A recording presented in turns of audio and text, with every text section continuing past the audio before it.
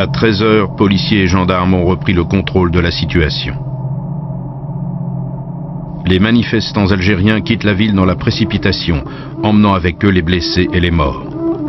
La nouvelle se répand comme une traînée de poudre.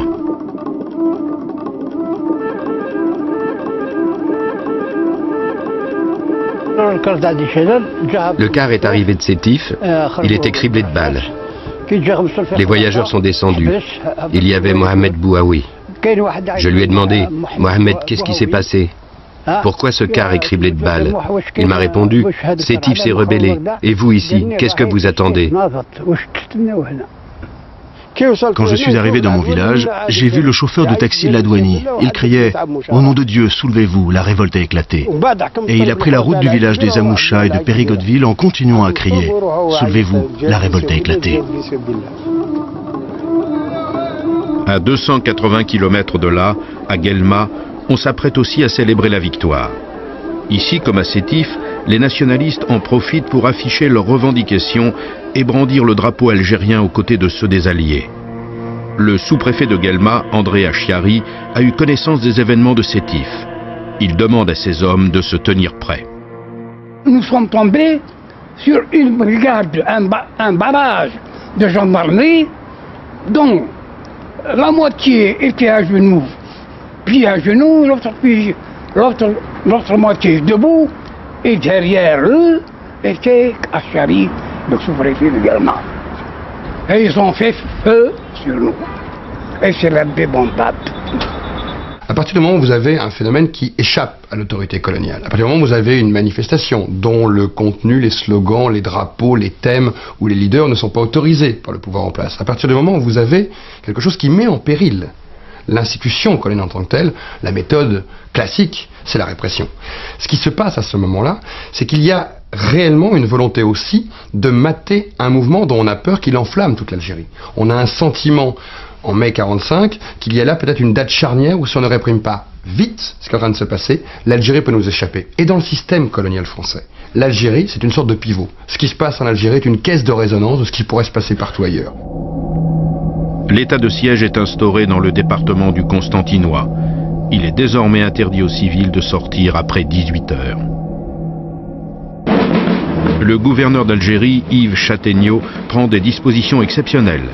Il transfère ses pouvoirs au général Henri Martin, avec pour mission de contenir l'insurrection et de rétablir l'ordre de toute urgence. Si le calme est revenu dans les villes, dans les campagnes, l'annonce des fusillades a suscité la colère. Toute la région s'embrase. Les paysans algériens s'arment de bâtons, de faucilles et de haches.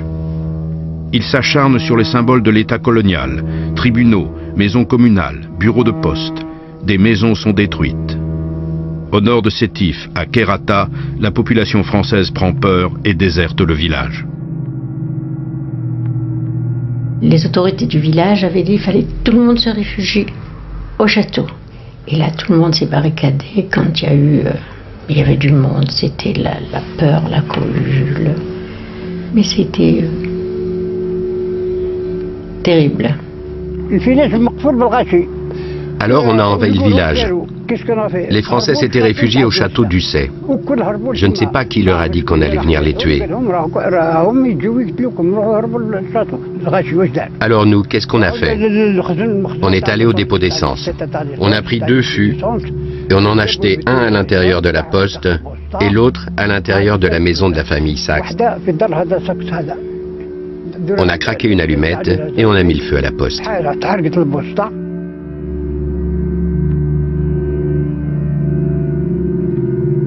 À Kherrata, c'est la Légion étrangère qui va libérer les Français réfugiés au château d'Ussé. Saïd Alik avait 13 ans à l'époque.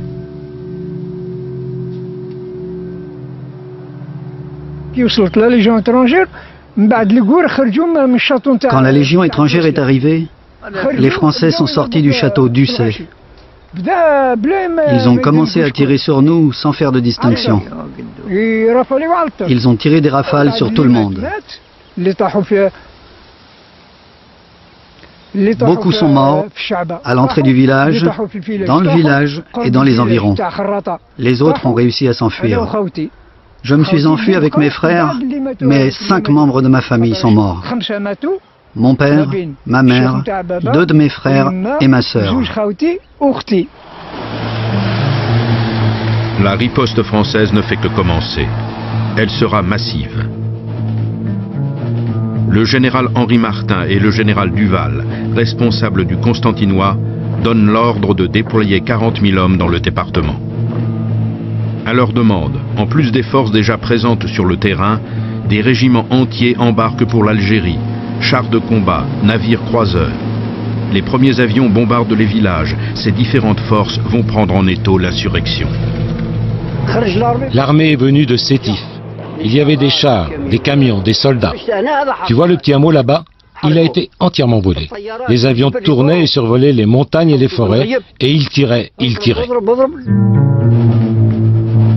Face à la panique de la population française, les autorités locales renouent avec une pratique d'usage dans les colonies, les milices civiles.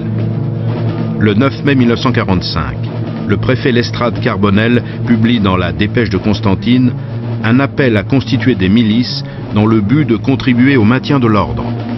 Les civils français vont prendre les armes pour assurer eux-mêmes leur sécurité. L'armée n'a pas encore atteint Guelma où la population est terrorisée. 280 personnes se présentent aussitôt au sous-préfet André Achiari. La gendarmerie fournit des armes à ceux qui n'en ont pas.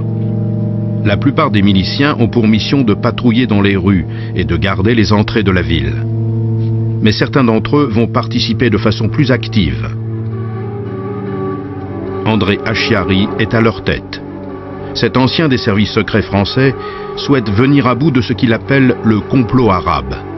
Il crée un comité de salut public, un conseil de guerre illégal qui rassemble des Français de toutes les tendances politiques et de toutes les couches sociales. Dès le 9 mai, cette organisation va dresser la liste des manifestants algériens. Ils seront arrêtés le soir même par les gendarmes et les miliciens. Blessé à la jambe lors de la manifestation du 8 mai, Yals Abdallah se trouvait alors à l'hôpital de Guelma. Comment nous avons appris ce qui se passait dehors? C'est quand on entendait les mugissements des bêtes qu'on avait dans les bestiaux, les bêtes, les moutons, les vaches qui gueulaient, et on entendait les rafales la nuit. Et on se demandait qu'est-ce qui se passait, et on ne savait pas. Et celui qui nous donnait la soupe, il nous dit « Remerciez le ciel que vous êtes ici et vous n'êtes pas dehors ». À Sétif, c'est l'armée qui a pris le contrôle de la ville. Français et Algériens restent cloîtrés chez eux. On a été confinés dans nos appartements et il fallait fermer les persiennes parce que la rumeur disait que les Arabes du haut des toits tiraient sur les fenêtres et aucun Français sur les Français. Donc cette peur a régné pendant quelques jours. On n'osait plus sortir. Moi-même, mon père m'avait mis dans un couloir pour échapper aux fenêtres qui étaient à l'extérieur. Il y avait le couvre-feu. On ne sortait plus. On avait peur. C'était la peur qui menait tout le système. Le 10 mai à Sétif se déroulent les funérailles des 28 victimes françaises de la manifestation du 8 mai. Par le biais d'un communiqué, le général de Gaulle témoigne sa sympathie aux familles des victimes et réaffirme sa volonté de réprimer tout agissement anti-français. Le gouverneur Yves Châtaigneau vient assister aux funérailles. Il est pris à partie par les Européens. Les grands colons, la frange la plus riche et influente des colons d'Algérie, sont à la tête du cortège. Ils réclament des armes et une répression impitoyable.